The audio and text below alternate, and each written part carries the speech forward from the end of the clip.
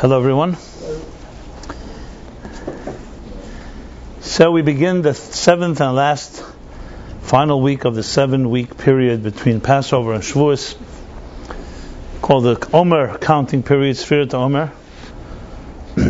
For those not familiar, based on a biblical edict, a biblical statement verse, commandment that says you shall count, V'sfartem lachem, you shall count for yourselves, Shiva Shavua, 7 weeks, 49 days.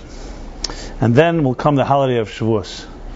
So we're now just the beginning of the 7th week, which will conclude, the last counting will be next Monday night, the 49th day, the end of the 7 times 7 period, and followed by the next night will be Shavuos. So, the word V'sfartem lachem in Hebrew means literally to count to yourself, lachem, for you. And the question is asked, why does it say lachem? It should say you count. What's the addition to say to count for yourselves? What is it suggesting? What is it alluding to? And the interesting answer is that the word V'sfartem in Hebrew doesn't just mean count, which is also the word the saper, which is lispar, which means mispar from the word count, but it also means from the word sipur, to tell the story. Sipur in Hebrew, V'sfartem, also means to tell the story. And there's a third meaning in the word sipur, those 3 letters. In addition to counting, in addition to telling the story, it's also to illuminate. It comes from the word the sapphire stone, sapir, which means to illuminate. So in essence, when the verse says, you shall count for yourself, it's actually saying, you shall tell the story, lechem, it should be internalized, and it should illuminate to you. So it's more than just a count, it's actually a tale, a narrative, as well as an illuminator, which is itself a lesson in life, that imagine that every experience in life is a story. It's part of your narrative, tells you a story, teaches you something, and illuminates another dimension of your life. So that is essentially what this period in time is, more than just a counting period. It's actually a period of narrative, and it's also illumination. Now you may be familiar in the Kabbalistic structure, there's a thing called the spheres, the 10 sfirot, Esher sfirot. That too comes from the same word, sphira. Sfirot are, literally means emanations, or illuminations. Emanations are the 10 sfirot, are the 10 building blocks, the cosmic building blocks, with which the divine created existence. So it's like the divine DNA. Is it working? Yeah? Because it went on and off. It's working. Oh. Okay. Yeah, very. I don't open. He says it's on. So it's right. Okay. So the spheros are used as I said, 10 building blocks that you can say are just 10, the number 10, but it also 10 alludes to, as I said, telling a story, which of course makes the whole thing much more intriguing, and also illumination.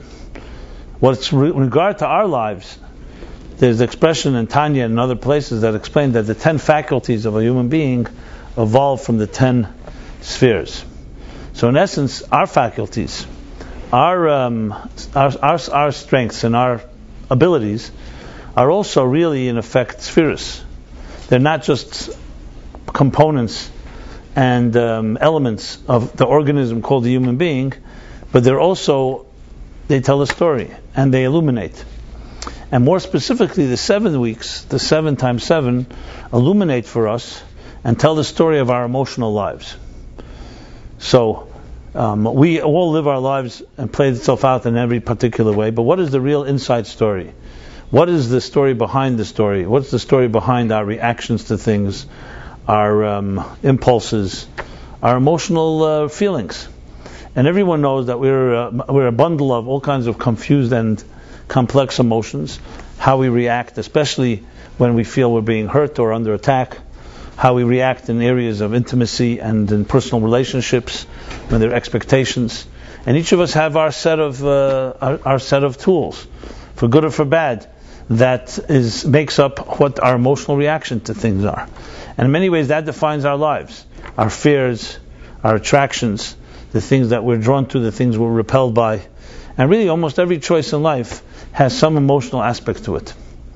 And those emotions is what these 7 weeks do. They tell the story of your emotional life, and they illuminate for us the different aspects of life. Like similar to going to a doctor, and you take an X-ray illuminates and tells the story of what you cannot see, the naked eye cannot see.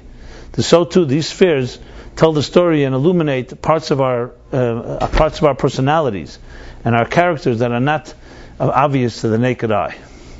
And the better you understand these components that make you tick, that shape and define how you react to things and how you handle situations, really tells you about, first of all, it tells you teaches you about your strengths and your weaknesses, and also teaches us of what we can do in each particular situation to improve and better our internal makeup, our internal, it's called spiritual hygiene.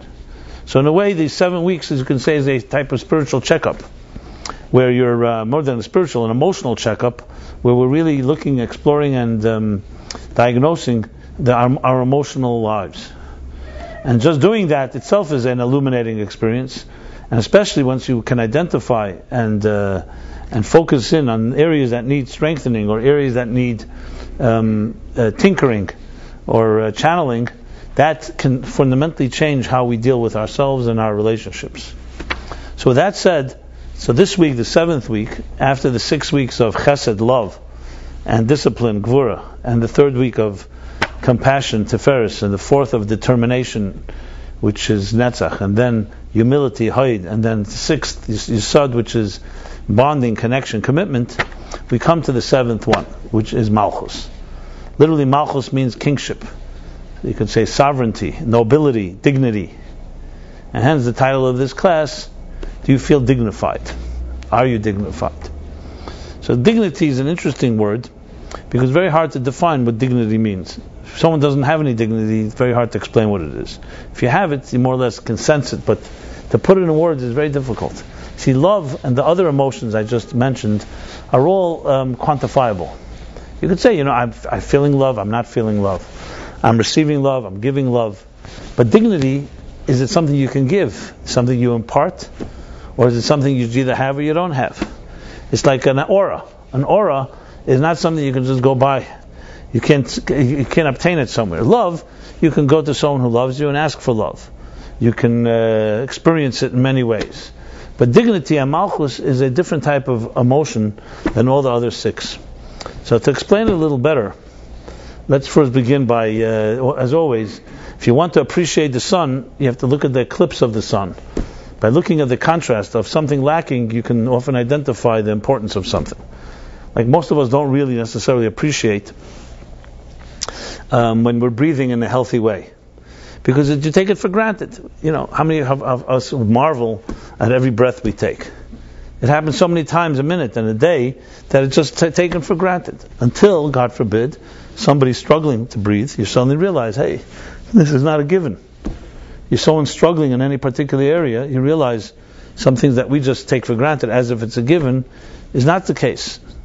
Health is something that doesn't have any sensation. If someone says, what does it feel like being healthy? If you describe any feeling, it's already a bad problem. Health is not supposed to feel like anything. It should just be smooth. You breathe, the blood is flowing. Any type of sensation, a dull sensation, a sharp sensation, means there's something not working. So the same thing is with many of the blessings, beautiful things in life. To appreciate it, you have to look at the contrast. What would it be like without it? God forbid. Appreciate light, look at darkness. Appreciate sweetness, look at bitterness. Appreciate love, look at what's the opposite of love. So the same is true with dignity and malchus and sovereignty. What is a person like without any of all those words, without the concept of dignity? They can have love, they can have discipline, they can have all the emotions, but what they'll be lacking is a fundamental sense of self-esteem, a sense of self-confidence. So how does it help if someone has a full arsenal and tools to do everything, but they don't feel dignified, they don't feel special, they don't feel respected or respectable, they don't feel honor, feel ashamed. Shame is a good antithesis of dignity. Shame is one of those forces that are a very powerful force in life. Shame, by definition, elicits shame. People who are ashamed don't talk about it because that's what shame is about. That's why sometimes for people who've suffered greatly and have a lot of shame inside of them, one of the ways to break shame is by opening it up and realizing there's not so much to be ashamed of. But shame is like it is with fear. It has that element of working and hiding its own presence. Shame. So there's healthy shame and not healthy shame. Just to qualify it so we get exactly the picture. A healthy shame, for example, is when you meet a friend that you haven't seen in many years, and that friend is very accomplished, and you don't feel that very much accomplished. That's a healthy shame.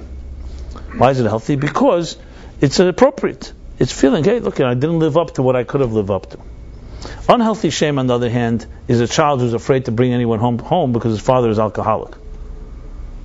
Growing up with such shame is like a demoralizing shame, a shame that breaks a person. That's like, you're hiding a deep, dark secret. There are very different types of shame. Basically, you can say anything that demoralizes a person is usually coming from a negative place. It's negative energy and never healthy energy. And it's part of the problem. Anything that motivates you to grow is a positive force. So, for example, anything that affects you strongly, and if it elicits in you a motivation to become better, so be it. Even if it elicited shame, but the shame is motivating you. But if it elicits shame and it demoralizes you, it breaks your spirit, and makes you feel even worse about yourself, then you're not motivated to do anything. Then clearly it's coming from a very negative place. So shame is one of those forces that, as I said, the opposite of dignity. There are other elements. Feeling lack of self-respect, self-esteem, feeling dirty, feeling worthless, others making you feel worthless, and so on. So dignity, as opposed to the other emotions, is a very interesting one because it's not something that you can directly identify. It's a product of other factors. And I'll use an example. Malchus also associates the seventh week with the moon. The moon. The other six associate with the sun, and Malchus with the moon. What is the difference between the sun and the moon? So the mystics explain, the sun is a transmitter of energy. It generates and transmits light and energy, and heat, and so on. The moon is a recipient of energy. It doesn't transmit. It reflects. The moon is reflecting to us the sunlight. It distills it and changes it, alters it, but it's not a recipient. So there's an expression in the Zohar that says that Malchus, the moon that is, les lo megar malklum, has nothing of her own. That's how they describe it. She has nothing of her own. She reflects and absorbs something else, but thereby has something to give. It would be like the difference between a teacher and a student. A teacher who's just teaching, and a student that's process of absorbing and retaining. Now, a good teacher is really always a student. Actually, the best student in any class would be the teacher, if he's a real teacher, because everything he learns is always not about giving, it's about learning, and he's learning himself, the idea again and yet again. So just an example. But the mode of being a teacher, of transmitting, is more sunlight. The mode of receiving and absorbing is moon. The question is, which is deeper? And because initially, in a material world like ours, we would think someone has something to give is far deeper than someone who's taking or receiving. The truth is, as the Zohar says, the one that has nothing of its own and absorbs is far more powerful because it can absorb things that are beyond itself. See, the sun, because it's busy transmitting, it can be a lot of energy there, but it doesn't give more than it has. The moon can receive something that it doesn't have of its own because it's in a absorption mode. In other words, in the Hasidic lingo, what's called bittul. Bittul means that when you empty yourself and you suspend your own personality, your own opinion, you're able to absorb a whole different position, something far greater than yourself. When a person is lacking that, so all they have then is the ability to give, so they may have a lot to give, but there's a point where you have no more to give. And what you give is only commensurate to who you are. So the power to listen, the power to absorb, has far more depth than the power to transmit, which perhaps also explains the mystique of the moon. See, the moon, even though you can say it's just another body, celestial body, so what's so special about it? Yet you see, for example, you find two people who love each other, you'll never find them staring at the moon, at the sun. You'll find them gazing at the moon. Because the moon has its own particular romantic mystique. It's a type of almost haunting, has its own energy, the energy of the night, is the energy of silence, much more than sound. The sun is far more of a powerful force, a lot of energy, heat, and so on. The moon is a far more subtle force. But in its subtlety, it gives us something that the sun can never give us. In the human being, we also have these two modes. There's a mode when we are transmitting, and we are giving, whether it's intelligence, knowledge, or anything that we are giving to another. And then there's a mode of when we're in absorbing mode, when we're receiving. So in an aggressive, materialistic world like ours, it seems always that the giver is the one that's in power, in control, because they have the power to give. And the other person seemingly is on the receiving end, so they're like they're dependent on the giver. So the Talmud or the Medrash says a very powerful statement about charity. It says, more than the giver gives to the receiver gives back to the giver. So who's giving more? Actually, the receiver gives to the giver more than the giver gives to the receiver.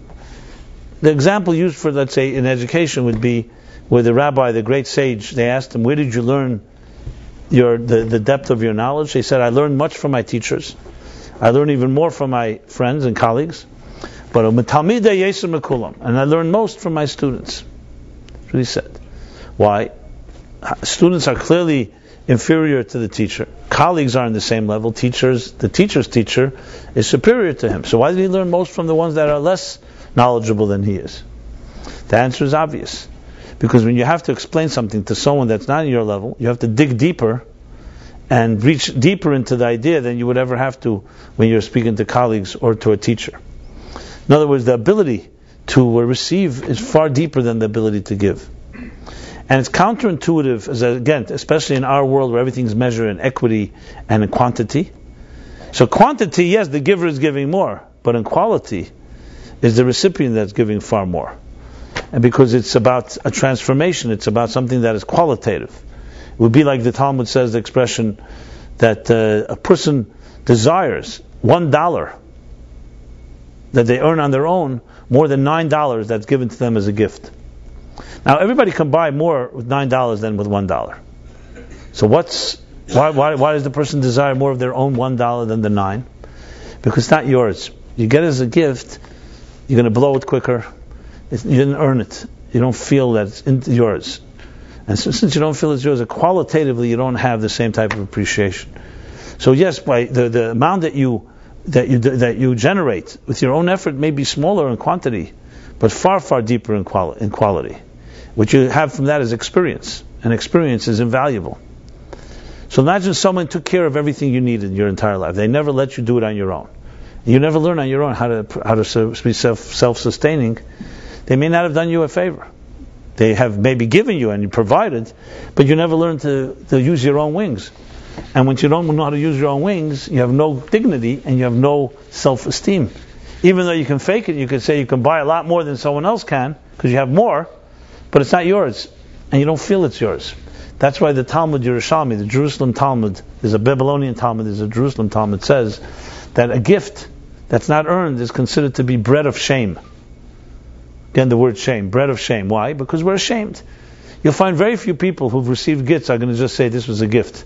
They'll fudge or try to allude that that you earned it, because there's something about not having felt that you earned it, or they delude themselves thinking they did earn it. Why? Because they're an heir to the throne, so they earned it. But the earning something, though we would all love to have gifts that are far more plentiful than what we earn on our own, but the earning of something is nothing can replace that, because it's yours. Nobody can ever take that away from you.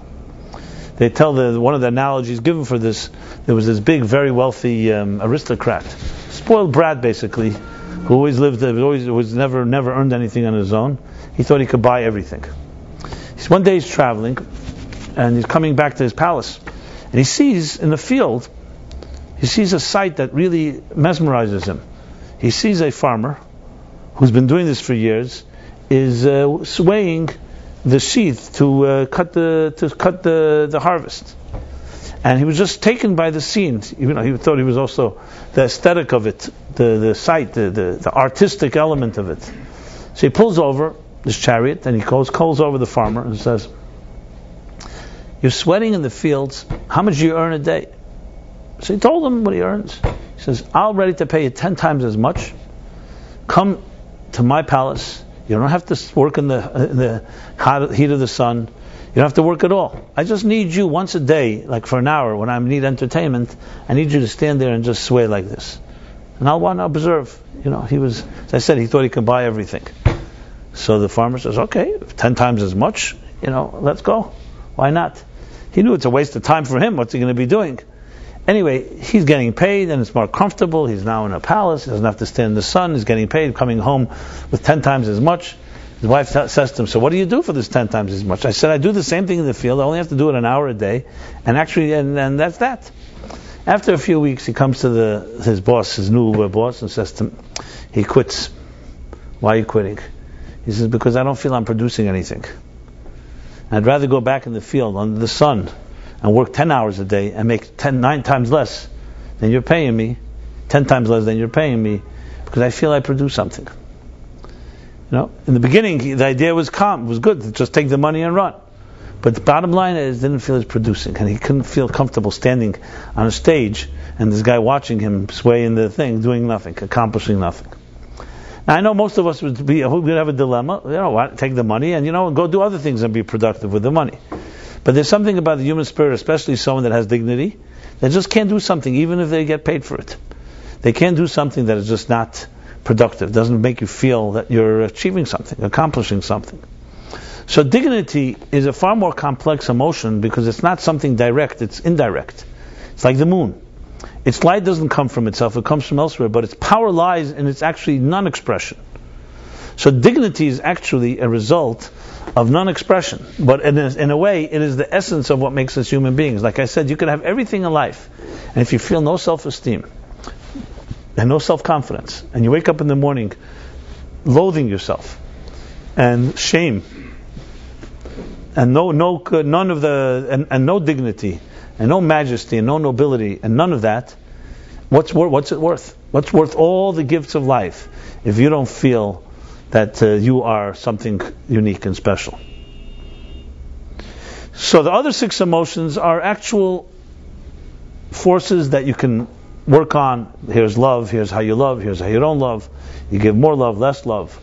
Dignity is something that comes, as we shall discuss, from the exact opposite. You can't go get it. You can't go to somebody and say, "Listen, give me respect."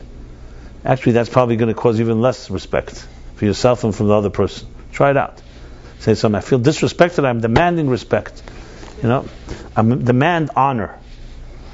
Dignity is, as we shall soon discuss, the birthright of every human being, but it also lies at the heart of dignity, or the lack of dignity, lies most of our challenges in life. The shame we may carry, the guilt, the elements that undermine and erode our sense of self. Now, when a new child is born into this world, it has natural dignity, just by birth. Healthy parents will reinforce that. Will reinforce it simply by the way they take care of the child, unconditionally. Cradle the child, feed the child, cuddle the child, keep it warm, protect it. So though the child cannot speak yet, and the child does not seemingly understand, but the child knows when it's being protected. If God forbid, and this is unfortunately, we don't need studies, there's too many homes that are broken, a child is lacking that type of basic nourishment, it immediately develops from the earliest stage in life a sense of a certain dissonance, a lack of real identity. You could say Malchus. So Malchus is the first emotion to go when there's any type of absenteeism or abuse or lack of nurturing. Malchus is the sense that I deserve to be loved. There's no real studies completely because it's very hard. We cannot yet enter into the psyche of a newborn child. But it's been demonstrated time and again that children that are either for some reason, God forbid, torn away from their parents at a very young age, don't have that immediate bonding, develop a certain element of constantly seeking a nurturing and a love to compensate and replace that which they didn't receive. So just the stare of a mother holding a child to her chest, just the stare, just the look at a mother or father cradling and loving a child unconditionally without even saying anything, does something for the child that is far, far deeper than we can ever imagine. And as I said before with the eclipse, you don't appreciate it until it's lacking. If it's there, it's a given. A person has it. But when it's lacking, you suddenly realize what impact it has. It would be the equivalent of taking a child who's exploring and running around and then tying up a child, God forbid, and not letting it move its arms and legs. What kind of effect does it have on a child? Very profound effect.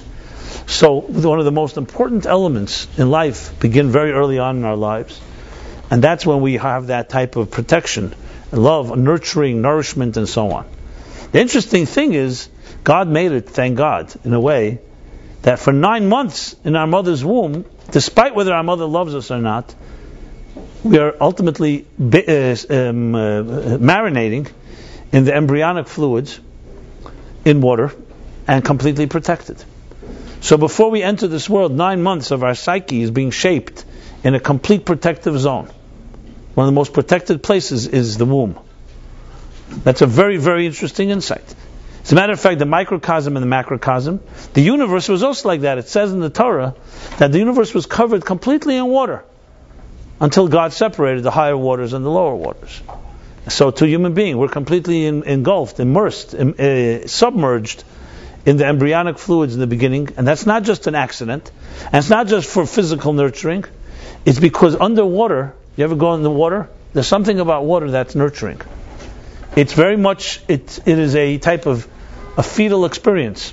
Although we may not be conscious of it, when we go underwater, you just feel a certain protection, because you're completely immersed or submerged in a force that's not yourself. It's like similar to a hug, an embrace. Someone who really loves you and embraces you completely. They completely embrace you. There's an element of that type of being submerged in something that's more than yourself. This is classic Malchus. So the moon doesn't have its own light, but it's completely embraced by the sun, and it completely absorbs that which it surrounds it. And with that, it gives off more power than the sun does. So Malchus is a critical component, especially in early development. And when that's compromised, there's always going to be some effects as we grow older. So a child that's, God forbid, ripped away from its mother very early on will always have a type of search for its mother. It's always looking for that connection, because Malchus is a type of sense of I don't say the word entitlement, but in a positive sense of entitlement, of knowing that I deserve to be loved. And if that's taken away from someone, in any way a message is sent that you don't deserve to be loved, that the first place it compromises is Malchus, is your dignity, your self-esteem, your confidence. It doesn't matter how much you project, how much you fake it, and how much you show bravado and you're tough and all that. That part that every person knows inside is hurting. That part is wounded. That's called a wounded Malchus. Which is why you'll find in Kabbalah, especially in Kabbalistic writings and Hasidic writings, you'll find Malchus is always that word where they talk about the pegam and Malchus, the pain or wound of Malchus. The Chesar, the Malchus was wounded. It's called the pegam halavana, the wound of the moon. When the temple was destroyed, it was called the miyut hayerech, the diminishing of the moon, or in some ways the wound of Malchus is the wound of dignity. And that is one of the critical components in what makes us who we are. And it's one of the hardest ones to deal with because it's so deeply embedded. I've told this story before, and I think it just captures it very well. This episode that I saw once, years ago. One of the pioneers of the concept in psychology called the inner child. It was a man called John Bradshaw. This was the early 70s, mid-70s. He himself was a pastor, a son of an alcoholic, which led his life into very difficult times, into addictions and all kinds of other challenges. And as he puts it, primarily because of the shame that he experienced through his entire childhood. The shame of a father that was out of control, a father that he had to hide. He couldn't bring his friends to his home. There's built up a very deep, deep shame, and he created a whole new persona, all to cover up on his wounds. And he became one of the big proponents of working with the inner child, rebuilding that dignity, and so on. So this happened to, I don't remember how exactly, but I think I was either watching PBS or I saw it on a video, I'm not sure. But I remember watching this, and it was just, I don't know why I turned it on, but suddenly something struck me that I'll never forget. The scene that he was carrying on with a workshop. He had a workshop. There were maybe like 30 people in the room. And when I tuned in, it was close to the beginning, I believe. I remember when I tuned in, the first thing I heard was, it was the room, he's standing there and the people are sitting. He wasn't speaking, but I heard this recording, and the whole room was reverberating with a sound. And it's a sound that's impossible impossible not to recognize. It was the sound of a heartbeat, an amplified heartbeat. Pum, pum, pum, pum, like that. But it was like loud, and it was a very natural heartbeat, as opposed to my mimicking. And the heartbeat was beating, and it was just immediately, as soon as you hear a heartbeat, and for a while, it right away has an impact. It's a visceral, primal impact. A heartbeat. Even though we don't really hear a heartbeat all the time. You could hear your own heartbeat sometimes, especially when you're running or panicking or something. But a heartbeat is, but it's still fundamentally recognizable to anyone. I immediately recognized that. And then a moment later, he began to speak, and he was saying, this is the sound that you heard for 9 months in a row, incessantly, 24/7, even Shabbos. That's not what he said. I'm saying that. When you were in your mother's womb, what was the predominant sound? A heartbeat. Which explains why we all react to it. It's inside of us, even though we don't remember it, but it's inside of our consciousness, our psyche. A heartbeat has a certain very calming tone. Listen to heartbeat. It's calming, it's balanced. It just has this type of effect on you. Maybe, I don't know if anybody done on YouTube one of these relaxation music, maybe just a heartbeat. That may work. To put you to sleep or just to relax. It's out there. I'm sure someone's done something like that. Anyway, then John Bradshaw goes on. As I said, it was so memorable. I still remember. This is years ago, at least 30 years, if not more. Anyway, he's talking to this group and he's saying, this is the sound of your mother's heartbeat that you heard continuously all the time, because the heart never stops. Thank God. Or else we wouldn't be born if that heart stopped at the wrong place. So. And then he continues. He has the audience sitting in the chairs to close their eyes, and the heart keeps beating. And I remember it had a hypnotic effect. And after maybe a minute or so, I don't remember how long, but it was definitely a period of time. People were in a relaxed mode. He began to speak very slowly and deliberately. And he's speaking, as he said, this is the voice of your mother speaking to you, as you are in the womb. So the heartbeat is in the background, and this is the voice of your mother. And he begins to say following words. I remember them all, I just remember some that struck me. He starts saying, I've been waiting for you my entire life, my dear child. The mother speaking. When you will emerge into this world, I will have for you a special bed that I prepared. I bought beautiful white linen, a pillow, a nice blanket. Remember, I will always keep you warm and nurtured, no matter what. Should there anything ever happen in your life, you can always come to me. Unconditional love.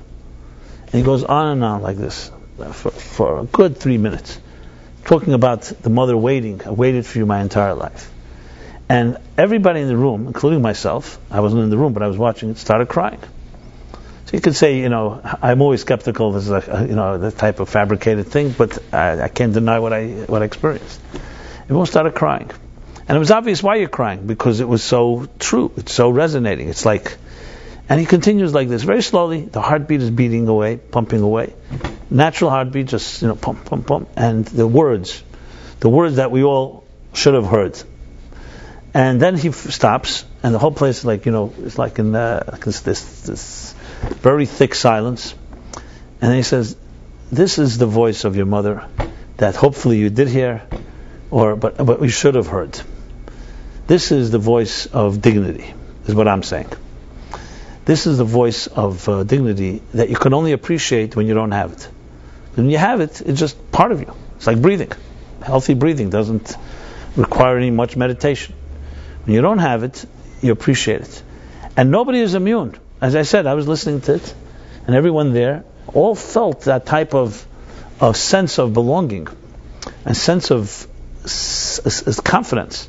When someone tells you at that youngest of age, when you're just in your mother's womb, still being shaped, not even born yet, that I've been waiting for you. You are absolutely needed. You'll be protected. No matter what happens, you can always come to me. These are unbelievable words that everyone should hear throughout our lives, even as adults, but definitely in those formative years. And when you don't hear it, or you hear opposite, obviously, it has to have very profound impact. I'm not going to say damage that's irreversible, but what it does is a wound is created, a scar, a wound. The wound, the lack of, like not giving someone oxygen. Oxygen, love in that stage is like oxygen. Love at all stages in life is like oxygen, except when we're older, we have maybe more immunity, we have more power, not necessarily, but we can make believe we do. But a child has nothing to protect itself, so all it has, either it will be nurtured or it won't be nurtured. Child can't do anything about it. Can't demand it, doesn't have the tools to look for an alternative. Either it's being given by where it should be coming from, or it's not being given where it should be coming from. For a child, there is no reality outside of its parents, outside of the home. That's why children never escape home when they're babies. A 2, 3-year-old, 4-year-old, 5 will never leave home. It's inconceivable, because for a child, walking out the threshold of the home is like walking off the earth. They don't know another world. There is no world that's outside of that home. Just like 9 months in their mother's womb, there's no reality outside of the womb. It's only later when we develop a sense of me, you, there's a space outside, etc. Even later, it's not easy leaving a home, a nurturing place, or a place that should be nurturing. Which also explains why abuse from parents is far deeper than any other abuse. People wonder, why is it, anyone abuses you, it's a problem. No, because when it's coming from a place where it should be, nurturing should be coming, and love should be coming, it's far, far more damaging. A stranger is a stranger.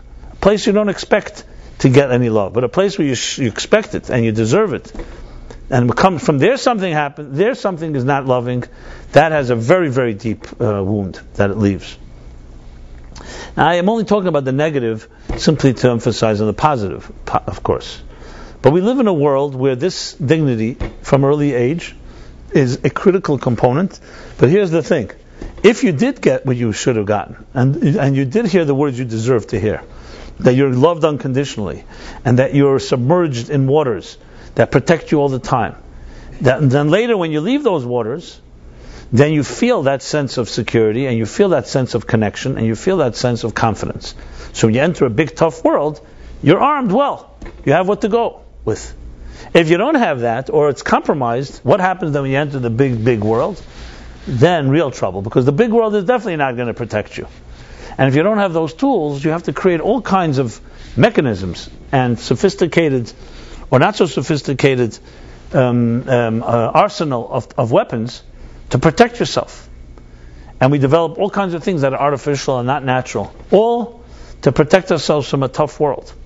A person coming out armed with that type of dignity and malchus has it far easier, because it's coming from within. Their confidence comes from within. They don't need someone else to validate them.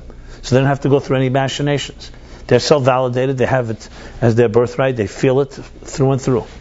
This, I can tell you, is at the root of many, many issues.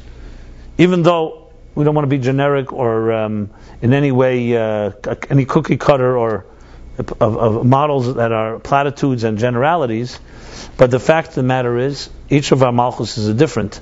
But at the core of most of the tools we use to love, to find relationships, deal with challenges, anger, all the whole spectrum of human emotions very often comes down to how wounded or not wounded your malchus is. It's almost like a guaranteed formula. Figure out malchus, and you can figure out most of a human being's life. She'll say, so what do we need the other 6 emotions? The other 6 emotions are, as I said, like the sun. They are the components. They are the component. Love, discipline, compassion, and so on. Determination, humility, and connection. Foundation. But malchus is where it plays itself out, and ultimately how you feel about yourself. If you're a person who does not have self-respect, you're going to find all kinds of ways to demand that respect, and you'll create all kinds of artificial ways to demand and try to create some respect like that. Some people who are very subtle and very humble, very very sensitive, and very introverted by nature can develop a whole extroverted artificial side simply to gain respect. So we actually change our identities to gain and try to compensate for a weakened or compromised Malchus. So Malchus has very profound impact on basically almost anything in life. In relationships, it's almost the most important factor of all. Now, it itself is not enough. You can have dignity, you still need to learn how to love, and how to give, and how not to give too much, and how to be disciplined, and all the other emotions. But if you don't have the fundamental core, your dignity, then your whole relationship is built on what? And built on doing all kinds of things to gain some dignity that you deserve. But why is the other person at fault if it's not coming from within you? Many people marry or try to find healthy relationships simply to compensate for the lack of love they received, and they think someone else can give it to them. It usually backfires and doesn't work, unless there's so much dysfunctionality going around that it can work for a while. But it doesn't work because nobody can give you dignity. People can show you respect, but if you don't respect yourself, do you think that's how you gain respect? Let's say 6-7 billion people came worshiping you and bowing to you at your door and say you're the most important person on earth. If you have no self-respect, it means nothing. And for a person who has self-respect and 7 billion come at their door and they say you're worthless, it also means nothing. Because it comes from within. Now, none of us have the extremes. I can't say anyone has zero self-respect, and there's no one that has complete, except the very few really holy people who really are completely independent and don't care about at all what others think. Most of us have some in-between balance, but it has a lot to do what we expect from others. Why do you find, for example, some people who are insulted or abused or mistreated at work will react one way, and there's some people it doesn't affect them at all? I've seen this quite a number of times. I've had situations like this. I was once in a situation where somebody insulted me and another person together, and I just walked away, made no difference to me, and that guy, for months, he couldn't get over it. Finally, he decided to call me and said to me, I can't sleep at night. I'm really disturbed. And you just walked away like nothing happened. Is that true, or are you just it's eating you up inside, except you're hiding it better than me? I said, I don't even remember what happened. And we talked about it. He was a friend of mine. And it's true that I didn't remember. It was so insignificant to me. Then when he reminded me, I said, okay, that guy's an idiot. It's not my problem, And it came down to a realization that it all comes down to what's going on inside of you. That person has a lot of self-esteem issues. So as soon as someone treated him with disrespect, obviously it reinforced all of that. So now he's fuming, as if it's that person's fault. It's not the other person's fault. That person has no right to disrespect him. But it's not where the problem is not coming from there. Because had he respected him, it wouldn't have made him feel better about himself. So we had this whole discussion, and I made some suggestions. Then it was an interesting discussion, because one thing that really was like the smoking gun, he says to me, whenever the phone rings, my heart starts beating. I say, like, why? He says, I don't know who's calling me demanding something from me. And I said, hey, whenever the phone rings by me, I always get excited, because maybe someone wants to send me a check or something, for the organization. So it was interesting how we both have different expectations. And it was very clear, because his childhood, that's what happened. Every time someone called him, it was always to reprimand him. And for me, thank God, every time someone called me, usually it was loving. And it was just a very simple difference. So imagine growing up in a home where parents or the environment is always criticizing. What do you think happens? That becomes your expectation. That someone's coming to call me, they must have something to say that's going to be critical. And how many mistakes do we make? What happens if the person is not being critical, and you already have an attitude, and you're already prepared for it, and you're already even reacting? You start yelling back at the person before they even said anything. I don't know if that may be taking it to extreme, but that could also happen, by the way. Which is like, you're in a bad mood, and you meet somebody, and they want to say something pleasant to you, and you start yelling at them, and even anything they say is used against them anyway. So if you don't understand the dynamic, you could think, what's the matter with this person? I'm trying to give you a gift or a compliment, and they think I'm going to punish you. But if you understand the dynamic, you can understand it. Someone that is accustomed to that, it becomes their default state. Their default state is to put up their arms, to protect themselves. It's not meant to be a critique, it's meant to be observation. You have to know yourself. So Malchus is an opportunity to look at yourself in this regard, of how you react. And forget about what others see. You know yourself. What's your attitude? What's your default state? Is your default state that you're always guilty until proven innocent? Or is it that you're always innocent until proven guilty? Yeah, there's also people the other extreme, that even when they're guilty, they think they're innocent. But that's another story. I don't want to go to that far. So Malchus is a very paradoxical and interesting emotion, because it's not a direct emotion. It's an outgrowth of a sense of self. That's really what it is. And that in turn results in a Malchus that is strong. A sense of confidence, fearlessness even, the ability to make a decision, the ability to go for it, even if it's a risk, even if you may make a mistake. There's a lot to do with those words: confidence, self-esteem, self-respect, honor, sovereignty. It's feeling like a melech, like a malchut. So when a child is born and a mother holds the child and says, "I love you, I will do anything to protect you," the mother is literally conveying malchus, reinforcing the malchus of the child. And when a mother doesn't do that, or a father doesn't do that, it's a wound. When the temple was destroyed, the Beis Hamikdash, it was what's called the fall of Malchus, the Nephilas HaMalchus. Dignity was affected. Yirmiyahu, the great prophet, who prophesied and unfortunately gave us the documentation of lamentations, Echa, of what he witnessed when he saw this first temple being destroyed. So Yirmiyahu actually comes from the same word as mar. Yirmiyahu has the word like mar, bitterness, because he was a prophet that saw the bitterness. And in Lamentations he opens up the book, Eicha Yoshva Badad. Woe. That's how it starts. Eicha means, Eicha can mean how, but woe. Woe unto her that she sits alone. That's how he starts. Think about that line. Woe that she sits alone. It doesn't say who sits, but just the expression. When you read it properly, it's the profound, you can get a sense and literally be shaken to tears of the despair and the loneliness that Yirmiyahu is describing. Loneliness. Woe, she sits alone. Who's the she? We come to discover she is Jerusalem, the city of Jerusalem. So he describes Jerusalem after the destruction. He doesn't talk about the destruction of the temple yet. Doesn't talk about the killing of so many people. Doesn't talk about the exile, the expulsion of the Jews. Talks about the loneliness. Walking into a city, imagine. One of the grandest cities, the grandest city of all. The one where the temple stood. Jerusalem. On the Temple Mount. And walking in and seeing desolation. So that's what captured Yirmiyahu. That's what he begins the entire book with. That's what grabbed him. So what was that? Is that worse? The loneliness of Jerusalem is worse than all the people killed, the temple being destroyed, the Jews going into exile for thousands of years. All that would come to us. It would be like saying during the Nazis, instead of talking about the innocent men, women, and children who were killed, you're speaking about how lonely is Warsaw, or how lonely is Krakow, because there are no Jews left, because they were all killed. So it's true, it's a tragedy.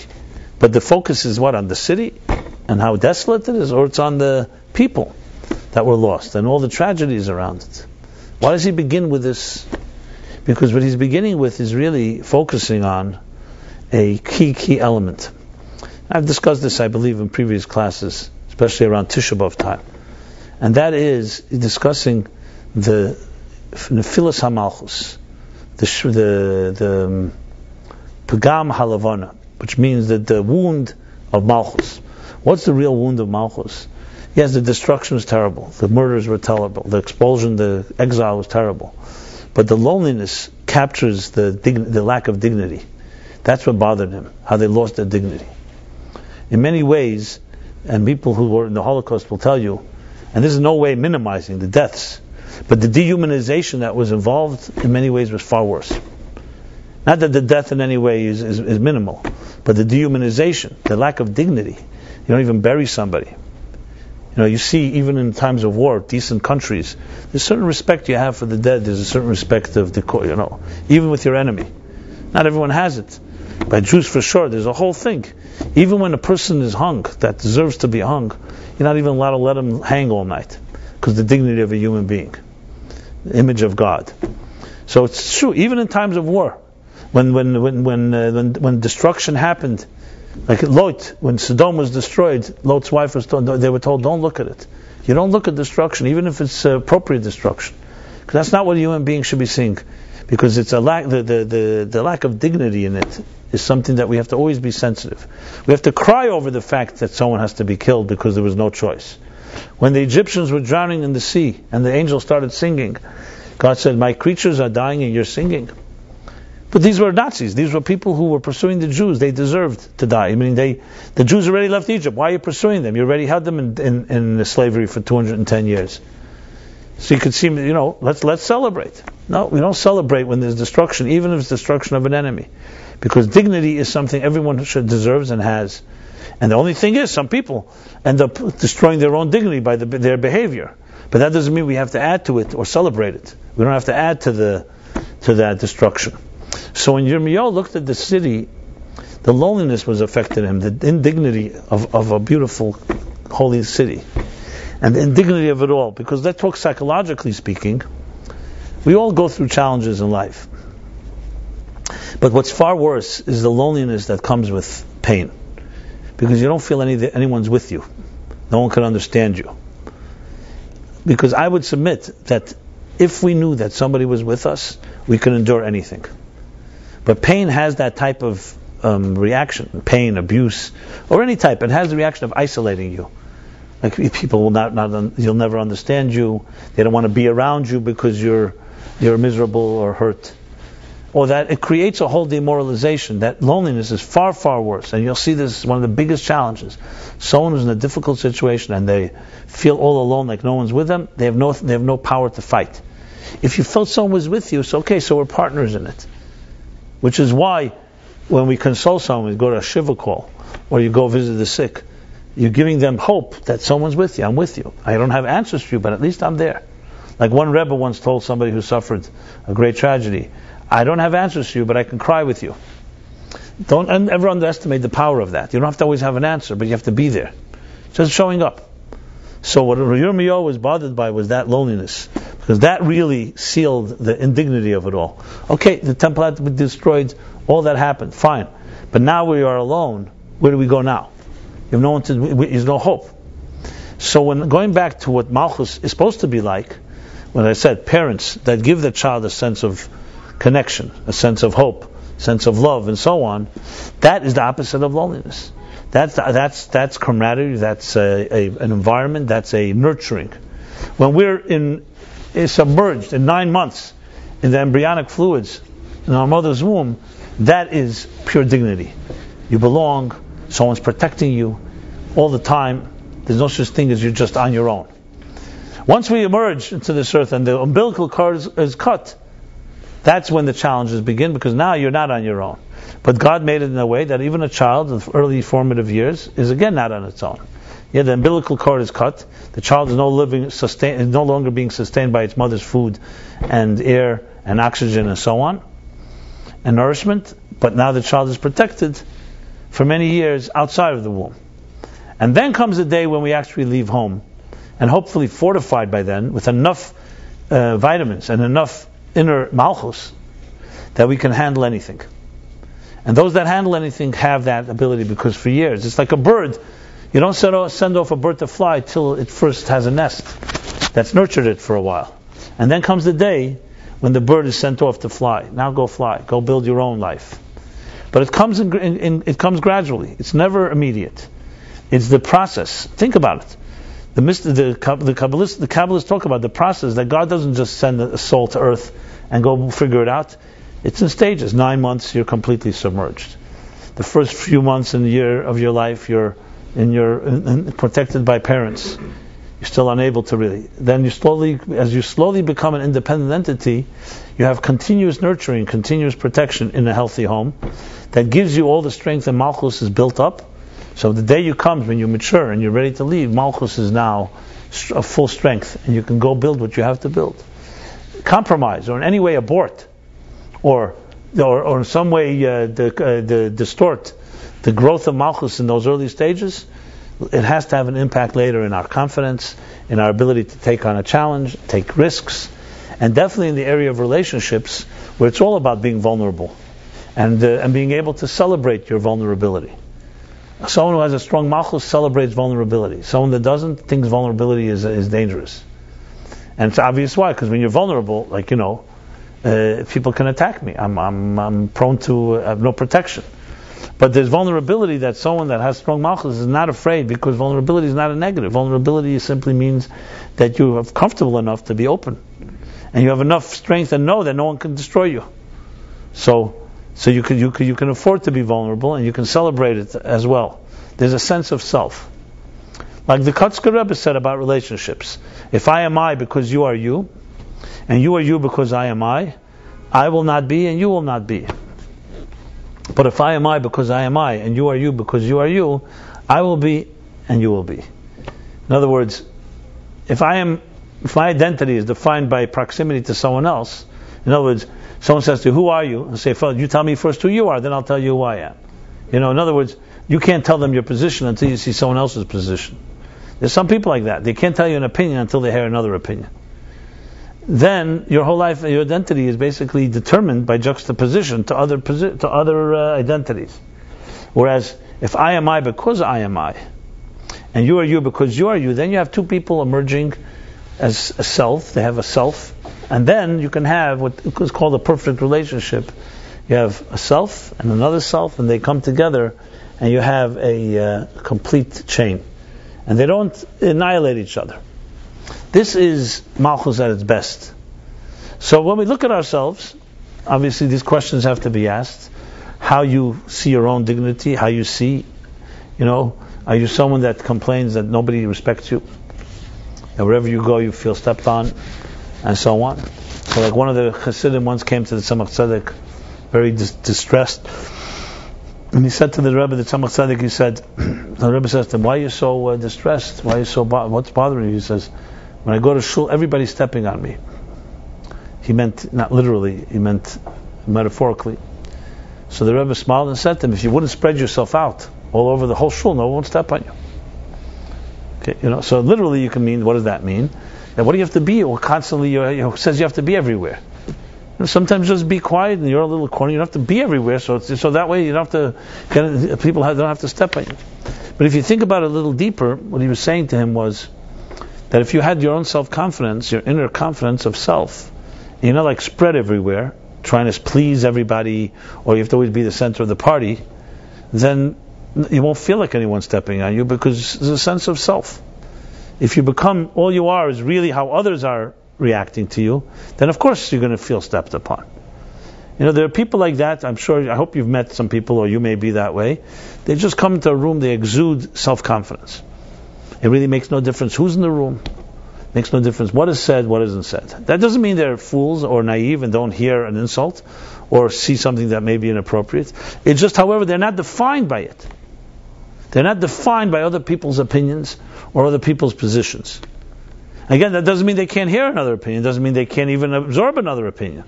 It's just not defined by it. It's not what makes or breaks them. And then there are people, no matter how much they masquerade it, and some are very good at that may look like they have a lot of self-confidence, but they have nothing. They're completely defined by others, and define what people react and how they're going to react and so on. Now, we all are social animals, meaning we're creatures that are impacted by other people's opinion. I mean, even the Shulchan Aruch, the code of Jewish law, recognizes that when it opens and says, don't be afraid, don't be ashamed of those that will mock you. When you have your standards and your values, and others may not have those values, so there's a difficult challenge. You walk into a room and you have a certain set of values, everyone else doesn't, to stand up for your values, you're going to be mocked at, you'll be seen as different, as some type of pariah, or whatever it may be. So even the Torah recognizes, obviously, that we are affected by other people's opinions. But the ultimate solution to that is to come to recognize that you deserve to be. It really makes no difference what else another person thinks. And again, I don't think anyone's immune to hearing an insult. We all are insulted at times, even sometimes petty things. And this also does not justify other people. Like if someone come and insult you and say, "Hey, don't be insulted. You should have self-esteem." That's obviously ridiculous. That's not your business that I should have self-esteem. You should behave like a sensitive human being. But there's a lot to be said of how much we project, and whether we even elicit sometimes disdain or negative reactions due to our projection. It's complicated because it's not case by case. Every situation is different. What it all comes down to, however, and this is why this is the 7th week before Shavuot, the last week, is that we have the opportunity this week, not just to diagnose and analyze and say, okay, my Malchus is in trouble or it's wounded, is that you can actually do things to reinforce it. Because when you realize that you don't have, that we've all been compromised in that regard, and you realize that we may be lacking it, then the question is, okay, so what do I do? What do I drink? What do I eat? What buttons do I press to reinvigorate, rejuvenate my Malchus? Well, from everything I've said before, it comes pretty obvious. If the lack of Malchus is a result of, let's say, a lack of nurturing as a child, a lack of mothering or fathering or parenting that provided you that, then you must have something that replaces that. So the first thing is to know, don't go to the wrong places. What most of us do to compensate for lack of that type of inner self-respect is we go to the wrong places to feed it, which not only is not going to solve the problem, it's something far deeper. What it's going to do is not give you the real solution, because you're going to not go where you belong to go. You're going to go and get yourself an addiction or some type of numbing the pain. So many people without self-esteem or lack of self-esteem or dignity have, what they do is, the secondary damage is even worse, because they don't go to solve it the right way, they go solve it the wrong way. And a lot of it has to do with shame. We're not going to get up and announce, hey, listen, I'm a person with low self-dignity, treat me with respect, right? Not that it's going to work. It would be an interesting bumper sticker. Stay, don't hit me because I lack self-respect. Most of us are not going to do that, and I don't think we should. So what do? We go through all kinds of machinations, all kinds of mechanisms and devices, fabricated, artificial, to try to compensate for that. Some people become superly aggressive, superly ambitious, superly demanding. The list goes on. They test people all the time. I can go through all kinds of different ways that we work on trying to compensate for the weakened Malchus. What is the healthiest thing to do? The healthiest thing to do is recognize that there's maybe an issue here, and we all have an issue. That's the fact. After the destruction of the temple, everybody's Malchus in some ways been compromised. And how do I create healthy nurturing? That's the question. What will nurture my soul? Will it be that I'm going to find all kinds of ways and maneuvering that people should respect me? Whether they do or they don't. Some people just become pleasers. They do everything right, so people should compliment or should say, oh, you're special. It doesn't really work, but it feels good for the moment. The answer is you have to find some real healthy nurturing channels. So what are healthy nurturing channels? I remember I mentioned being in the mother womb for 9 months. So I'm not suggesting going back to your mother and entering her womb. It's not going to work. Like the Alter Rebbe once said when he got married. So he was a great Rosh Zalman. So he and his wife, they moved to Liadi. But his wife came from a family that had means. And his mother-in-law wrote to him and said, if you live here in our city, we won't mix into your life, but we'll support you. Remember, there was no wires then. There was no way of getting money. Either you lived in the town or you didn't live in the town. And you could study and pray and do whatever you want. We will not meddle into your life. And she was a very fine woman. It wasn't a question of her trying to control him or something. And the Alter Rebbe famously wrote back to her. He wrote, it's a very enticing offer. However, it's even more comfortable to stay in your mother's womb. The problem is the child became too large and the space has become too small. That was his response to her. In other words, as I said before, earning your way, $1 earned on your own was for him more valuable than 9 that he's going to receive. And he was the real thing. He was looking to do his life. He wasn't looking just to have a comfortable life. But going back to our discussion, so how do you recreate the womb-like experience? So there's another statement that said that 9 months in our mother's womb, the child is taught the entire Torah. So interestingly, completely submerged in embryonic fluids and being taught Torah. Now Torah is compared to Mayim. Ein Mayim ela Torah. Torah is like considered water. Torah is compared like to mikveh. Mei hadas, das. It's knowledge. When a person studies properly, they're not just learning words and ideas. You're actually entering into a womb. You're entering into an environment. When you study properly, it's not you trying to understand. It's the opposite. It's you trying to enter into the words and ideas that completely submerge you. You ever read a good book, even if it's not so good, but you're reading it, and suddenly you don't even realize you're turning pages. You don't even realize it's a book. You become part of the experience, to the point that while you're doing it, you don't even realize it. And then you go back and say, this is just a book with pages and words, but the message or the way it's written so engrossed you that you immersed yourself as if you're living it. And you could just turn hundreds of pages and not even know that you're turning pages. It's interesting. What's happening? You're becoming, suddenly the ideas are surrounding you instead of you them. So the study of Torah, what happens in the mother's womb, is not just that the mother's physical womb is protecting the child and the fluids and all that the child is getting nourished, but also spiritually and psychologically, the child's mind and heart are being nourished by water, by words that are holy, that are words that are powerful, by music. Another example, you ever put on the headset, your headphones, or whatever you call them, the plugs or whatever they have today, and music. What happens? You zone out, and suddenly you're surrounded by music. It's exactly the same thing. It's a completely recreation of an embryonic experience. Think about it. That's how they call all surround music, right? What is going on? The music is surrounding you. There's something very nurturing about it. You could hear music even from a radio or from an outside source, but there's something when you feel completely encompassed by it. It's embracing. It lifts you. So Torah is that type of experience. So one of the ways to build self-confidence, believe it or not, is studying. You know why? Because when you study Torah, it takes you on a journey that's outside of you. You're sitting all day and thinking about yourself and all your problems. We all got our problems. And then you agonize over it. And then you agonize over your agonizing. The layers build. And you have this thing, this one said that one said this. And all kinds of things. Some are fabricated, some are real fears, some are non-real fears. The whole thing what the imagination can do. The worst. You ever have those, the worst scenario, and you can't wait till the morning to solve it, and then you call and you realize the whole thing was not true. I mean, it's very freeing and very, what's the word? Liberating. But look what the mind can do. It can create a whole monster that never happened. And I know whenever I tell this to someone who's in that type of mode, they say, okay, it's true, many times don't happen, but once in a while it does happen. And how do I know? How will I know which is the real one? So they basically, every time is the worst scenario. Okay, I was lucky this time. But that goes back to what I said earlier. Some people when the phone rings, they think they're going to be criticized. Some people the phone rings, they think they're going to be rewarded. So the point is, when you study Torah, however, what happens?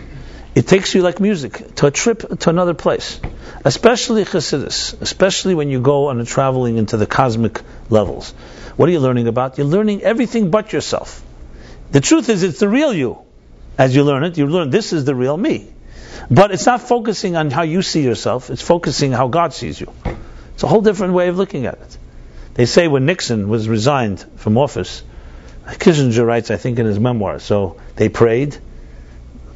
Nixon, the believer, had Kennedy, the Jew, sit with him on his knees, and they prayed. And then Kissinger writes that when they left the Oval Office, or wherever the prayer was, and that was when Nixon was about to sign his resignation papers. So he came out to the big lobby in the White House. So in the lobby, there's a big portrait of Kennedy, John F. Kennedy, sitting in this pensive mode. He's sitting like in a chair with his head down, thinking. It's a beautiful portrait. And Kissinger says he heard Nixon say to the portrait, he says, they love you because you remind them of who they want to be. They hate me because I remind them of who they are. Kennedy, of course, died in his youth, young, and the assassination just intensified the myth of Camelot or whatever it is. Had he grown and lived through, he probably would have been like everybody becomes. This way he becomes a martyr, and God bless him. But that's the story. And this is what Nixon said. So there's a part of what we are, who we are, and who we want to be. When you learn Torah, especially Hasidic thought, especially in these 7 weeks, the emotional spheres, they're all based on profound Kabbalistic ideas. It takes you away from your myopic view of yourself and all the nightmares you have. Right there, you're recreating the embryonic experience. You're going back to Malamdin in the womb when you were taught the entire Torah. You're going back to the original music And that's why it resonates so. So it's like doing exactly what you don't want to do. Instead of dwelling on what I want to focus on, which is my own negativity, especially a person with weak malchus. They need it more than anybody.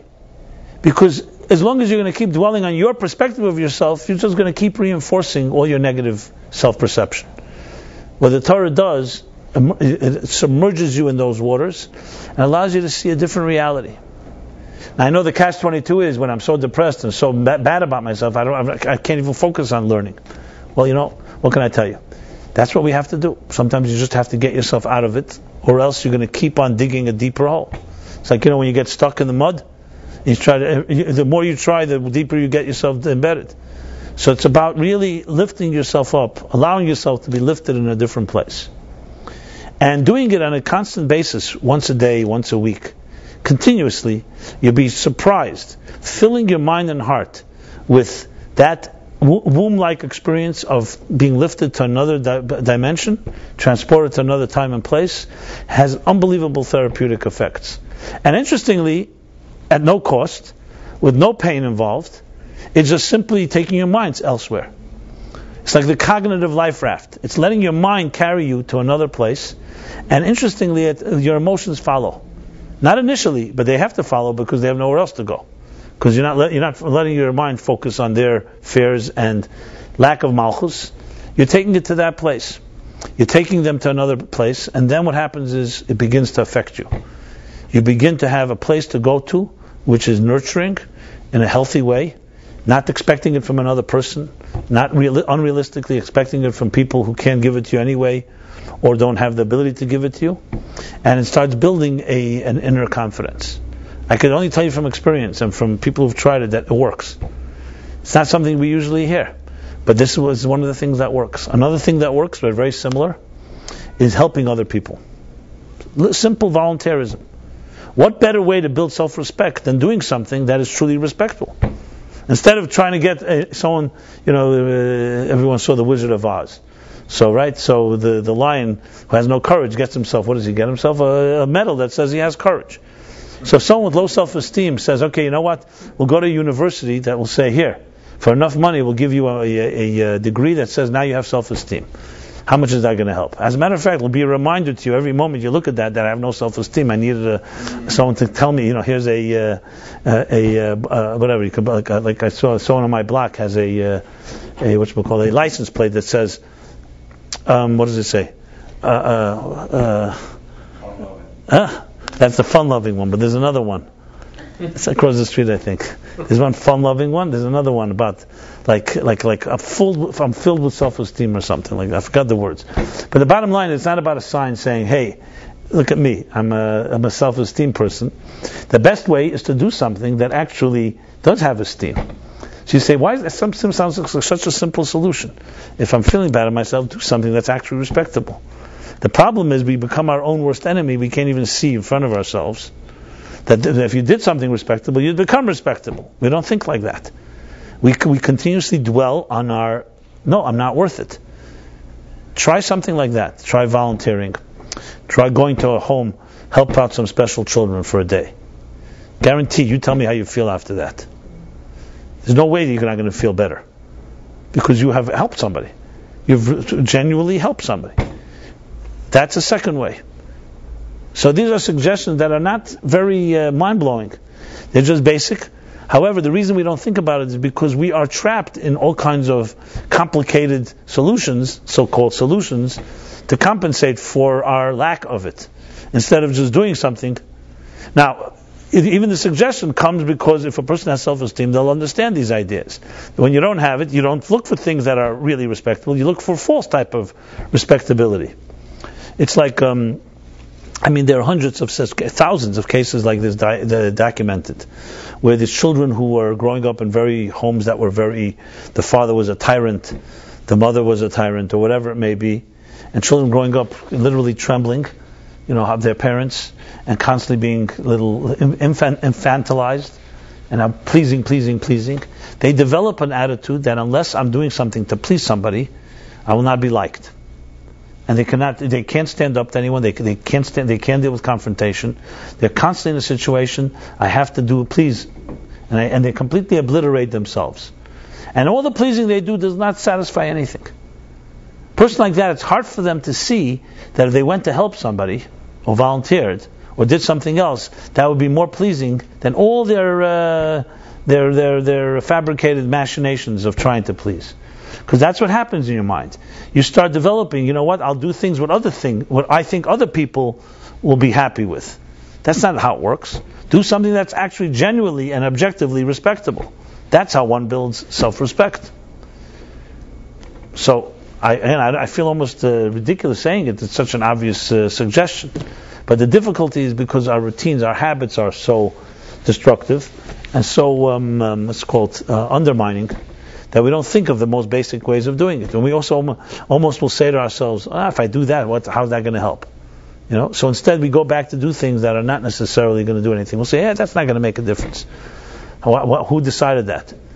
Who decided? You, the person who has no self-esteem, decided that something of real esteem will not really give you self-esteem. So obviously it's pretty obvious that one should say to themselves, listen, I'm not necessarily an expert on self-esteem, so maybe I shouldn't be the one that decides what gives it, what doesn't give it. Just a little humble acknowledgement like that is already a nice beginning. But as we all know, we're our own worst enemy, and we blind ourselves, and sometimes the thing that's the most obvious solution we don't turn to, because we either convince ourselves it's not going to make a difference, or we're really addicted. We're addicted to toxic air. And when and someone tells you, you don't have to breathe toxic air, go into a room with fresh air, or go outside for fresh air, you say, no, that's not going to help. What do you mean it's not going to help? It's fresh air, my friend. But it's not what you're used to. That's what you're trying to say. It's not what you're accustomed to. You're accustomed to toxic air, so you don't even understand that there's an option. So sometimes we simply need friends to give us the courage to know there's another option. You're not trapped. Now nobody likes to think that they're trapped, but many people live a life like they're trapped.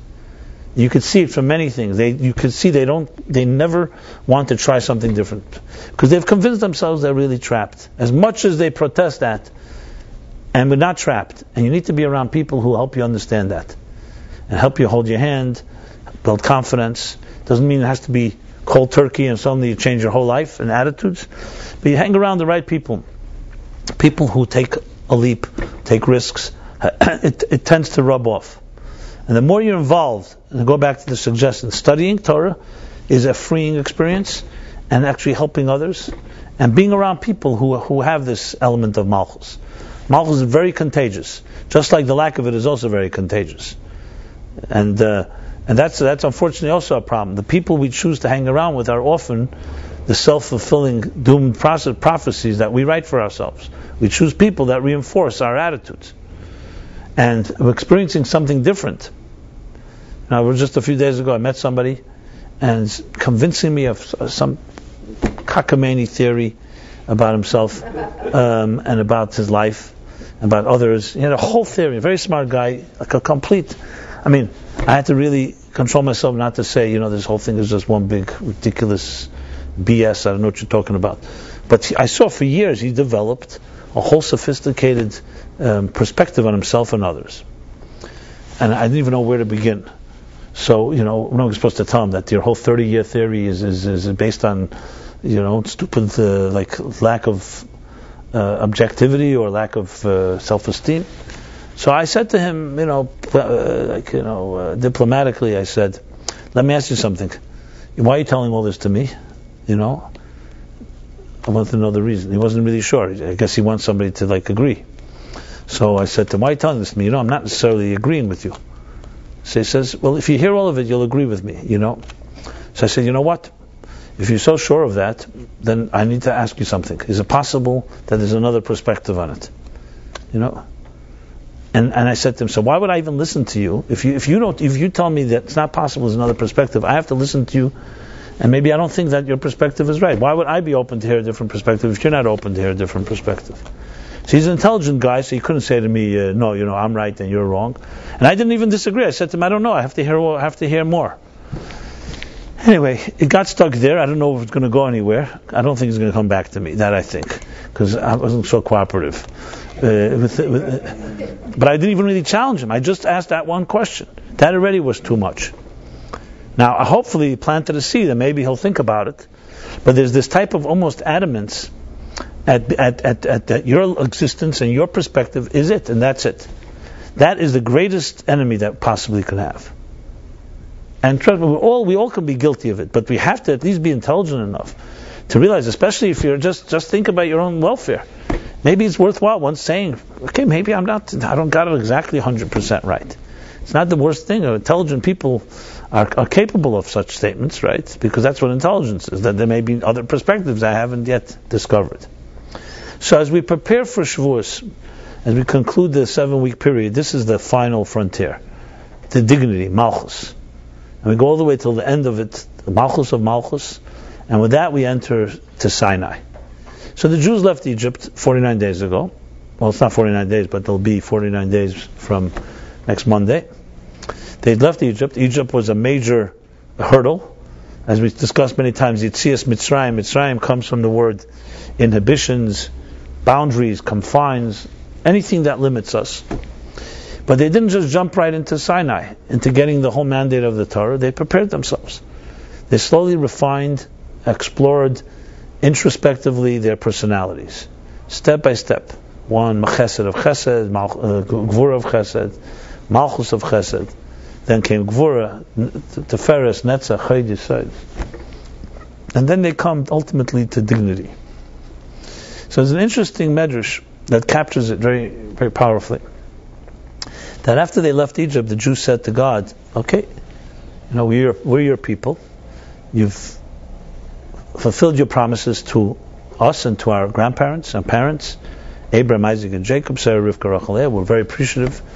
Give us your Torah. Give us your mitzvahs. And God answers a very interesting answer, a Malchus answer. He says, no, not yet. That'll happen in 49 days. That's not what the Medrash says. I'm saying that. And God says, Kabul Malchusay, v'achar kach kabul gzeresay. Accept my sovereignty, and then afterwards you'll accept my decrees, my commandments, my mitzvahs. What is God saying? What does that mean exactly? They're ready to accept what God wants. He says, no, I don't want you to accept what I want you to do. I want you to accept my sovereignty. Well, it's a fundamental lesson in relationships, actually. I use this all the time in any marital therapy, in any marital discussions, any relationship for that matter. You can be committed to somebody and say, everything you want me to do, I'll do. Give me the grocery list, whatever it is. That doesn't mean you're committed to the other person. It means you're committed to what they ask you to do. There's a whole different level of commitment. It's called Kabbalas El Malchus Shamayim, not Kabbalas El Mitzvahs. Shema. Shema doesn't talk about details. Shema says there's one God, one reality. Later we start reading V'hayim Shemaya, we start talking, when you listen to this mitzvah, they talk about education, mezuzah, tefillin, and so on. Because the first step is accept me in my entirety. Then I know that what I ask you to do, you'll do. It's a profound lesson in life. It means the respect for another person. If I know you respect me, even before I ask you to do anything, I know that when I'll ask you to do something, you're going to do it. If you just do what I ask you to do, I don't know if you respect me. Maybe if I ask you something that's a little inconvenient, you're out of here. So accepting the entirety of another person is far deeper, is a real relationship, rather than just doing a contract. A business contract, frankly, is not malchusai. You don't have to accept the partner you have. You just accept the terms. I'll live up to my obligations. Contract. Contractual obligation I have to you to do certain services or work, and in return you'll give me payment or whatever you give me. So fine. You follow the letter. If you're an ethical person, you'll follow what the contract says. You don't have to do more than it says. There's no need to, because you don't have a relationship with the other person. It's not an entire relationship. It's based on a particular project or service and so on. A relationship with another person, however, what God is saying, I want a relationship with you. I don't just want you to do a grocery list of things. I want a partner on earth to change the world. I want a partner on earth to transform the world into a home for me. That's all. Then first accept Malchus. Malchus. So the dignity of God is also on the line. Accept my dignity, and then I'll accept your dignity. Then we do things for each other as a outgrowth, a result of that. So as they stood before Matan Torah the last week, is Malchus, is developing a sense of self. Remember what I said before with the Kotzker. I am I because I am I, and you are you because of you. Not I am I because you are you. And it's not I am I because you're you. Same thing with God and the Jewish people. The same thing. It's a relationship. You have value. You've earned it, and you have the right of it, a birthright.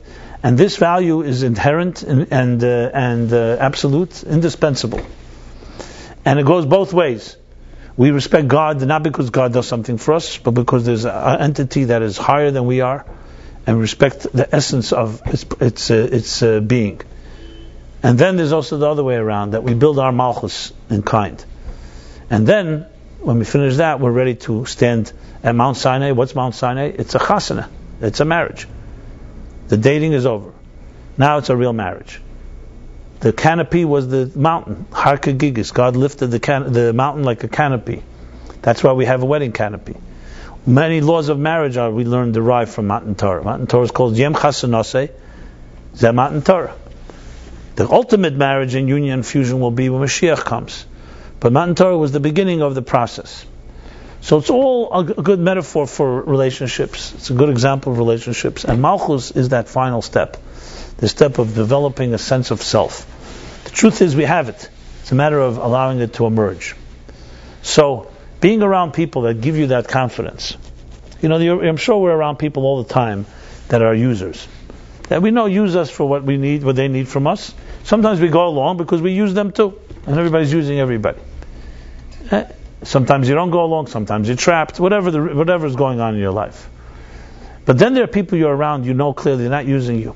You're around them, they make you feel that you are actually valuable and you have something to really give to this world. And they have confidence in you, and they help you reach that place. That's people we want to be around. People like that guarantee that they have such self-confidence, because no one can give it to someone else unless they have it themselves. They have it fundamentally, and it rubs off.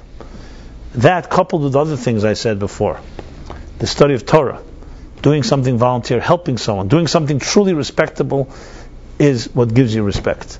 Traveling to a place that is respectable, to a better place, a better world, through studying, through Torah, lifts you into that place, and that also lifts you and your spirit, and even your demoralized elements, and even the part that has wounded Malchus.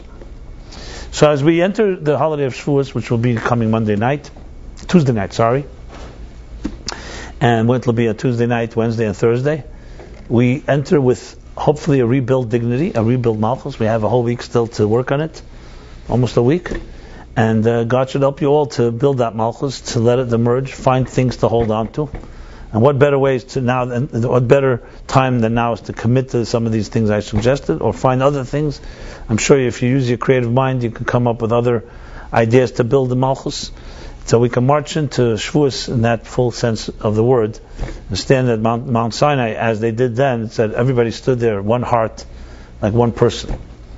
It's also very appropriate on Shavuos, besides eating blintzes and other things, is also to go and hear the Ten Commandments, which are read this year, will be read on Wednesday during the prayer service.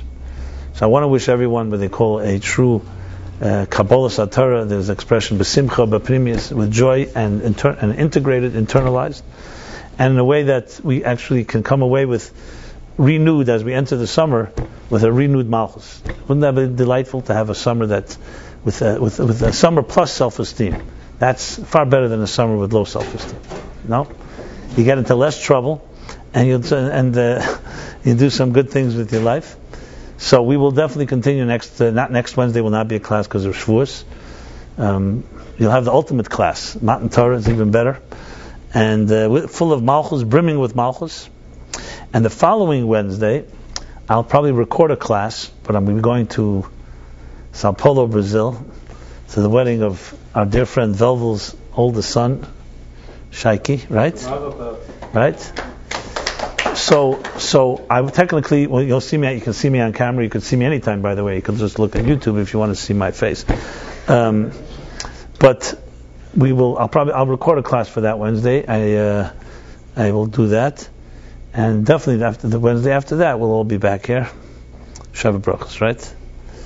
So everyone be well till then. Anyway, I can help you, or we can help you. Velvos is still in full action, and Meaningful Life Center can help anybody here. Philip is giving his class tomorrow night. Yes, at 7. And as we wind down the Omer, so we still have the Omer app and the Omer book and so on, but Omer is just a few days away from 60 days, right? When do we begin 60 days? Rosh Chodesh El. Okay, we're going to have to do a book from that period. 60 days after. Huh? You gotta stay tuned. Yeah. No, but we need to do something for every day of the year. Okay, that's one of the next projects. And, okay, so be a great week, a dignified week, and let your Malchus shine. Thank you very much.